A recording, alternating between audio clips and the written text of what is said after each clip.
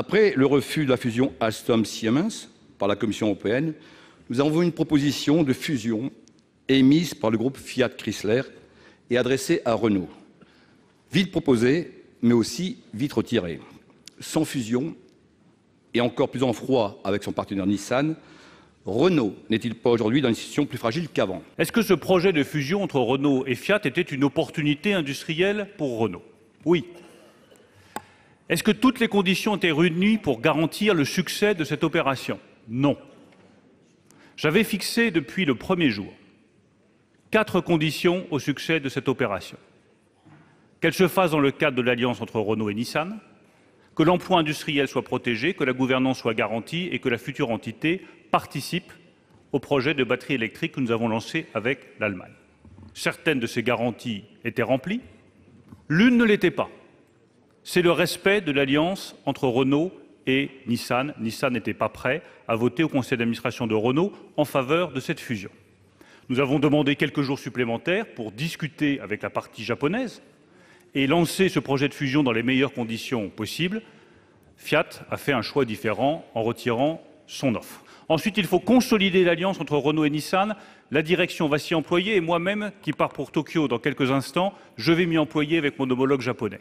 Et enfin, nous restons ouverts à toute perspective de consolidation industrielle, mais une fois encore, dans la sérénité, sans précipitation, pour garantir les intérêts industriels de Renault et les intérêts industriels de la nation française.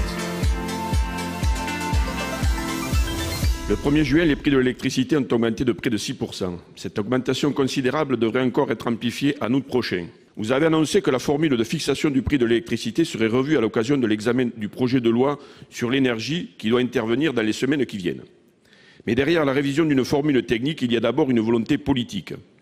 Une volonté politique, c'est donner des instructions pour aller dans un sens ou dans un autre, pour protéger certains plutôt que d'autres.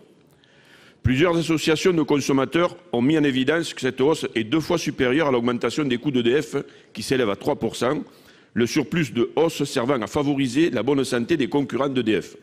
Monsieur le ministre, le gouvernement va-t-il donner pour instruction que la formule du prix de l'électricité soit modifiée pour protéger les ménages des hausses intempestives? Les prix payés par ceux qui souscrivent des contrats d'électricité au tarif régulé ne payent pas plus que les coûts de production. Et cela intègre bien sûr les coûts de l'électricité vendus en gros sur le marché, qui ont beaucoup augmenté ces 2 dernières années, ce qui explique principalement cette hausse. Il y a un levier, vous le savez également, vous en avez parlé, c'est ce qu'on appelle l'accès au nucléaire historique, l'AREN avec l'acronyme, et donc là qui est un prix garanti.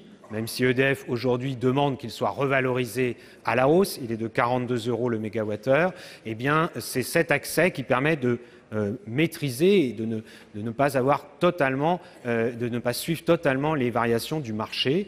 Et il y a dans la loi énergie-climat, en effet, un article de loi qui permettra, mais c'est au débat parlementaire maintenant de définir les orientations, qui permettra de voir si on donne un accès plus large à cette électricité à un coût maîtrisé qui est celui de l'AREN.